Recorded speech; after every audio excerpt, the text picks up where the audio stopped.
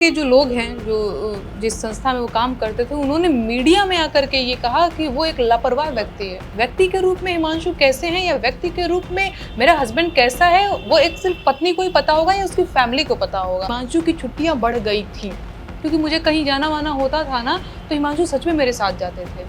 पर हमारा सवाल ये है, हमारे मन में ये संदेह है कि मुझे आज नोटिस मिलता है और 2 दिन बाद उनसे रिजाइन मांगा जाता है, और मुझे लगता है कि ये महज एक संयोग नहीं है। ये तो बात हमें हिमांशु की करनी चाहिए। कुछ दिन पहले वो काफ़ी चर्चा में थे कि उनकी जॉब गई और उस संस्थान से गई जिस संस्थान को जो चला रहे हैं, या ये कहें कि जो चेहरा हैं उसके, वो काफ़ी फेमस हैं, दिव्य कीर्ति। उन्होंने कुछ बातें रखी, कुछ बातें आप लोगों ने भी रखी, आपने रखी, हिमांशु ने भी रखी अपनी बात। इवन बिहार तक के साथ हिमांशु ने बातचीत में भी, लेकिन उसके बाद भी वो उन्होंने फिर हाल में ही कहा है कि नहीं, वो सही समय पे ऑफिस नहीं आते थे या उनकी तरफ से थोड़ी कमी थी जिस वजह से टाइमिंग की प्रॉब्लम थी। तो क्या आपको लगता है कि सच में टाइमिंग की प्रॉब्लम थी, या तभी आपको नोटिस मिलता है, तभी नौकरी जाती है? इसके बाद फिर मैं आगे भी सवाल करूँगा, क्या यहाँ पे कुछ गड़बड़ है, या उनकी तरफ से कुछ गड़बड़ हुआ, या आपकी तरफ से भी कुछ बातें थी जो कहनी थी? ठीक है, देखिए ये एकदम सच बात है और ये मैं पहली बार आपके माध्यम से नहीं बोल रही हूँ। मैं बहुत पहले से, जब ये मुद्दा हुआ था, मैं शुरू के दिन से मैं बोलती आ रही हूँ, और हिमांशु भी, कि हिमांशु की छुट्टियां बढ़ गई थी क्योंकि मुझे कहीं जाना वाना होता था ना, तो हिमांशु सच में मेरे साथ जाते थे। पर हमारा सवाल ये है, हमारे मन में ये संदेह है कि मुझे आज नोटिस मिलता है और 2 दिन बाद उनसे रिजाइन मांगा जाता है, और मुझे लगता है कि ये महज एक संयोग नहीं है। हाँ, ये प्रयोग कराया गया था। मुझे ऐसा लगता है कि ये संयोग नहीं था, ये संयोग नहीं है। मतलब बहुत दिनों से छुट्टियां बढ़ रही थी, उस पर तो आपने कभी नोटिस तक नहीं भेजा कि आपकी छुट्टी बढ़ रही है। हम ये, क्योंकि होता होगा ना, अब ऑफिस वगैरह तो मैं कभी गई नहीं हूँ, लेकिन किसी संस्थान का ऐसा रूल होता जरूर होगा, पहले आपको नोटिस भेज के चेतावनी दी जाएगी। चाहे कभी बैठ करके आपकी बॉस से बात हो रही है कि भाई तुम्हारी छुट्टियां बढ़ी, इस पर तो कोई बात ही नहीं हुई पहले।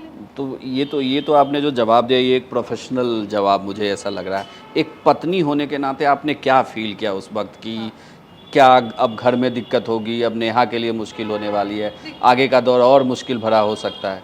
देखिए, एक पत्नी होने के नाते सच में मुझे बहुत बुरा लगा। किसी के पति की जॉब जाएगी तो वो तो जश्न तो मनाएगा नहीं, लेकिन हिमांशु बड़े धैर्यवान है, इसके बावजूद भी वो अपने सोशल मीडिया पे पोस्ट, बहुत एक ऐसा पोस्ट लिखे थे जिसपे मैं गुस्सा आ गई थी। मैंने कहा तुमको क्या पड़ी है यार। मैं ऐसे ही मैं उनको बोल रही थी, लोग तुमको कुछ भी कर देंगे लेकिन तुम वही धैर्य धीरज के साथ, कोई बात नहीं। जैसे वो ऐसे हैं ही, अगर भूकंप आ जाएगा ना तो पता है क्या कहेंगे, कोई बात नहीं, आराम से निकलो, भागो भागो, मैं ऐसी हूँ, कोई बात नहीं। तो वो ऐसे ही, हाँ, पत्नी होने के नाते मुझे बहुत दुख लगा। और ये एकदम सच बात है। मैं आपको एक और बात बताती हूँ भैया, मैं बिहार की लड़की हूँ और मैंने प्रेम विवाह किया हुआ है।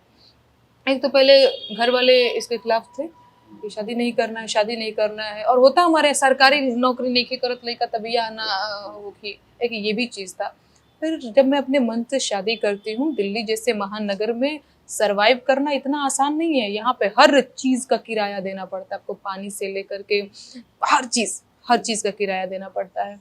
ठीक है, तो हम जब शुरू में आए, और ये एकदम सच बात है, हिमांशु की नौकरी थी, अभी जो नहीं है, तो हमें लगता था कि हाँ चलो। अब मेरे साथ एक और चुनौती, आपको पता है, मैं किसी भी जगह पे मैं नहीं रह सकती हूँ कि हाँ चलो थोड़ा यहाँ का रूम रेंट कम है तो यहाँ पे रह लेते हैं, नहीं रह सकते। वो हमारे साथ सुरक्षा की चुनौतियां हैं, है ना। जिस तरीके से मैं सरकारों से सवाल पूछ ले रही हूँ, इतना आसान है क्या? सरकारें किस तरीके से काम करती है हम सबको पता है, और मुझे पता है कि मुझे इस चीज़ से समझौता नहीं करना है। हिमांशु की नौकरी को लेकर के हम लोग विचार कर रहे हैं और करते रहते हैं, लेकिन इसमें भी एक लोचा पता है क्या है, वहाँ के जो लोग हैं जो जिस संस्था में वो काम करते थे, उन्होंने मीडिया में आकर के ये कहा कि वो एक लापरवाह व्यक्ति है। हम कहते हैं कि वो कर्मचारी के तौर पे लापरवाह हो सकते हैं, पर व्यक्ति के तौर पे वो लापरवाह, ये आप कैसे जानते हैं? आपके ऑफिस में वो कितने घंटे आते हैं? 6-7 घंटे, 8 घंटे, इसके बाद वो मेरे साथ रहते हैं।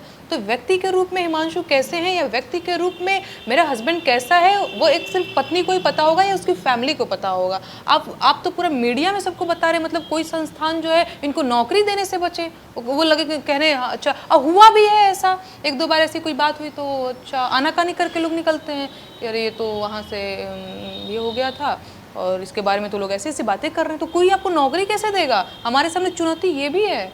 उनके लिए तो बड़ा आसान है ये कह देना कि और बड़ा लापरवाह व्यक्ति था, पर आपने हमारे साथ क्या किया, है ना?